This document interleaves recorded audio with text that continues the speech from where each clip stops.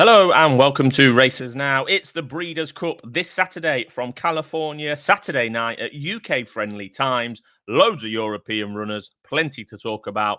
What more do you want to end the flat season? The self-proclaimed World Championships of Horse Racing from the Breeders' Cup at Del Mar. And as we said in our Friday preview, check that out on a separate video. Del Mar is as tight a track as you will find anywhere in the world, particularly on the turf track, which sits on the inside of the dirt track. City of Troy is undoubtedly the headline act in the Breeders' Cup Classic. We've covered that on another separate video, so check that one out as well.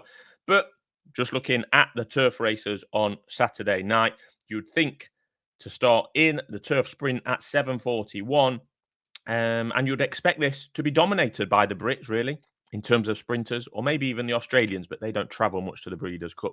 But we've only actually won one of the last 10 renewals has come back to Britain or Ireland. And this year, all the Brit contenders, and there's plenty of them, they will need to get past possibly the best sprinter in North America, Cogburn.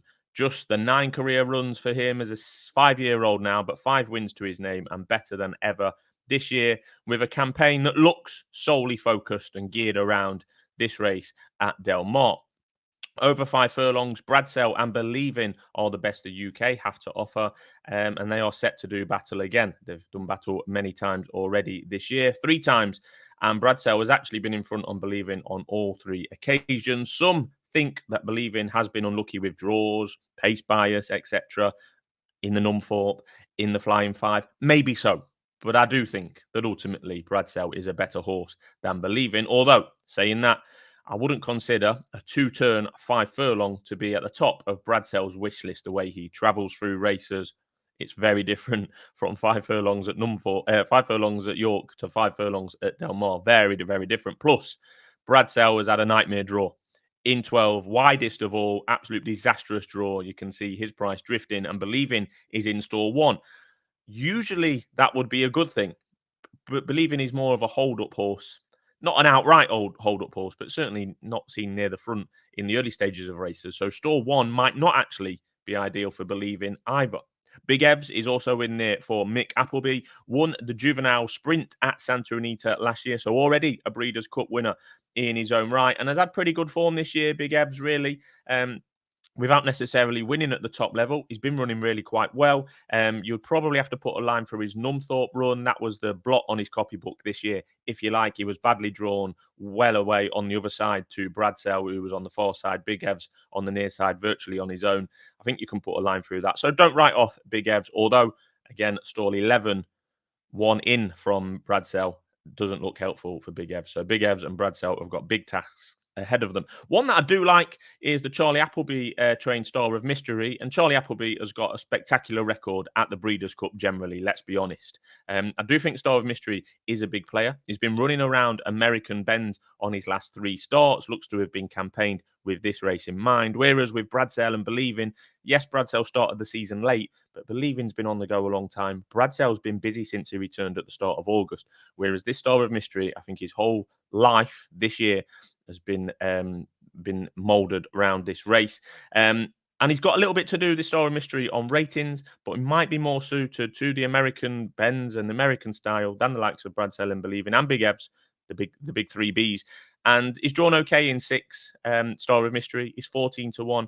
I thought that might be a fair bet, and one that I might be placing later in the week when the weather, etc., becomes a little bit clearer. Did he clear really early in America? Monday night, the draws came out. And the race isn't till Friday, so quite a long declarations period, if you like. On to the Breeders' Cup Turf. This is at 9:01 on UK time Saturday evening, where the away team, the Brits, have won the last 4, and the Irish. Rebels Romance won this in 2022 for Charlie Appleby, who, I like to say, has got an excellent record in the Breeders' Cup, and he looks to have been perfectly campaigned for a repeat this year to try and regain his title. A Globetrotter. We don't often see him in the UK, but he's clearly very good. This Rebels Romance, now been gelded, and he's a 3rd in the King George behind Blue Stocking and Goliath. Doesn't look bad form, does it? That was his only start on UK soil this year. Stall 11 for Rebels Romance looks far from ideal. And I think JRB, another contender in the Breeders' Cup Turf, he's had a cracking season. He's drawn in 5 here. He's gone under the radar, I think, somewhat for Brian Meehan. A Group 2 winner on Arc Weekend last time. Before that, he was behind Economics. I just think he's been plugging away nicely. He won at Royal Ascot, beating King's Gambit. So yeah, JRB would be nice to see him running well. I think he deserves it. Japanese star Shea AR. He's drawn in number 3, was 3rd in this race last year, has been to Maidan, has done winning on the world stage before. Shouldn't be underestimated at a double figure price. He's had a quiet season. He's not been seen very often, this Shayara. But yeah, clearly very, very talented for the Japanese. Another familiar name in there, Luxembourg. He's drawn in 4. He's in there for the Ballydoyle boys, but his form really, Luxembourg, I loved him in his younger days, but he just hasn't been up to the standard where he was, say, as a 3-year-old or as a 4-year-old. I mean, fair enough, he's won a Group 1 this year, the Coronation Cup, but Hamish in second on that day doesn't look great for him, does it? Frankie Dettori has been grabbing some headlines for this race. He's still going over in America. I'm surprised he's not ridden in the UK this year. If you'd have offered me a year ago, will Frankie Dettori ride up Royal Ascot 2024? I would have been a backer and I would have lost my money.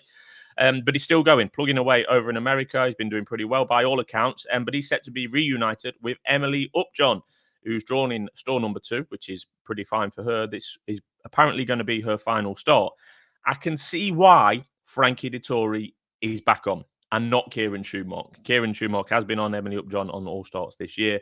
Frankie's got that American experience. He's based over there. He knows the horse well. He's ridden her before, ridden the Coronation Cup winner in 2023, etc.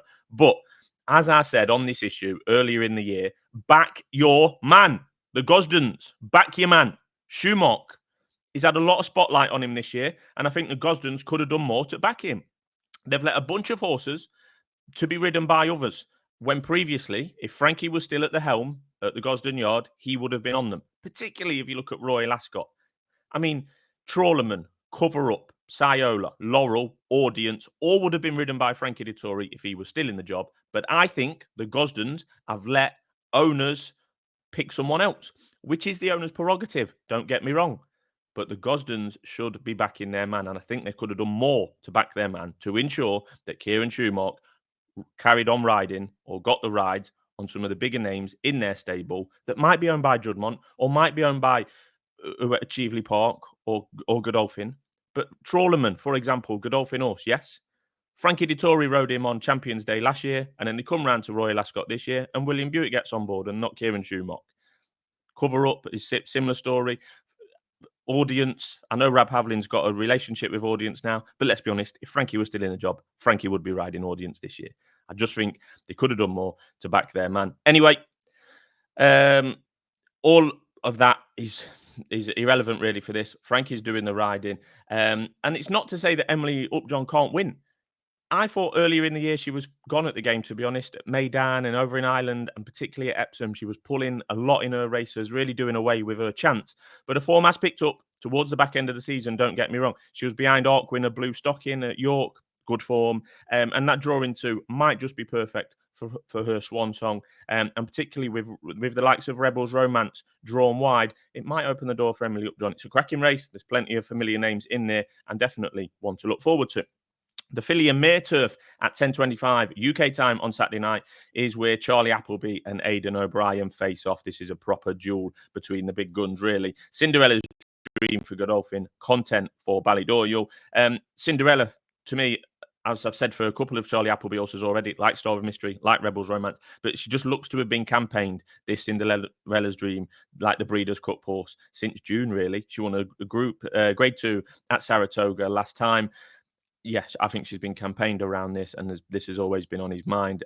He's had a very much more international-focused campaign this year, Charlie Appleby, to be fair to him, but still winning a couple of big races over in the UK as well. Whereas Content for Aidan O'Brien, I think, has been a busy lady. I think this is probably an afterthought, and she's not had a whole campaign moulded around this. She's ran in 7 Group 1s, Content, this year between May and October. She's been very busy, and I think this is I think that you can just put a big line through Content's last 2 runs. Been ran on very soft ground. She's a fast ground horse. She's crying out for a return to fast ground, quick ground. That was where her best performance was at York. And yeah, I just think that she needs quick ground. And running at Ascot in the middle of October and running on Arc Weekend is not a good idea for her. So you can put a line through that. She was really good in the Yorkshire Oaks before that. And if the long season and those recent runs on soft ground haven't got to her, I think Content probably is the one to beat. But there is those couple of question marks there. Although she was virtually pulled up on soft ground the last twice, so they didn't look particularly hard racers, but probably not ideal. Cinderella's Dream is in 3, Content is in 7, and don't forget about Ylang Ylang. She's drawn in 6. They might have got a bit lost with Ylang Ylang really this year. She started the season late. What's her best trip? What's her best ground? She's now trying a mile and a half, 4 bends, or probably more, 6 bends. But yeah, so what's her best trip and ground? We don't know, but you wouldn't put it past her. But fundamentally, I do think that Ylang Ylang is a better horse than Content. Whether this is the race to prove that or not, I'm not sure. And Ylang Ylang on jockey bookings probably will be second choice. We'll have to wait and see until Ryan Moore is jocked up on either Content or Ylang Ylang. And from a European perspective, on the Breeders' Cup, we might be saving the best till last because at 11:45 p.m. on Saturday night UK time, the Breeders' Cup Turf Mile. 2,000 guineas winner, notable speech, Sussex Stakes winner as well. He's drawn in 6. Coronation, Falmouth, and Matron winner, Porta Fortuna, drawn in 7. And easy Prix de la Forêt winner, Ramachuel, drawn in 1. Plus, you've got Diego Velasquez, who has looked a different horse since being dropped back in trip this year for Aidan O'Brien. He's drawn in 4. This is a belter, an absolute belter. Now, a 4-bend mile is a very, very different task for all of these horses, as we well know. We've not really seen them on anything like this, any of those 4 mentioned. We just don't know who's going to take to it best. I mean, it's a long way from the Guineas. Remember, notable speech, Porta Fortuna and Ramachuel both ran in Guineas on Guineas weekend at Newmarket over a straight mile. That was in May. Now they're at Del Mar over 4 bends in November. Very, very different. It's a long way between Newmarket and Del Mar, but I just cannot wait for this one. Ramachuel doesn't quite stay a European mile, so this bending mile could well be perfect. She looks speedy. Notable speech, must have fast ground, and he's going to get it. Perfect for him. Porta Fortuna is a model of consistency, fantastically consistent filly, a close second in a Breeders' Cup juvenile race last year. They all have possibly the right ingredients to run right up to their best form. The girls are facing off against the boys, notable speech, and Diego, the boys, Ramachuel, and Porta Fortuna, the girls. Let's hope that they just all turn up, get a fair run, fair break, and can show their best because it's a fantastic race, a really brilliant race to finish off the turf action at Breeders' Cup. As usual, here on Races Now, we've got the Friday Breeders' Cup covered on one video. We've got City of Troy on another video. We've got the Saturday on this video. And SD, as always, we'll be back on Thursday to look forward to all the UK racing as usual. Thanks for tuning in, and we'll be back soon here on Races Now.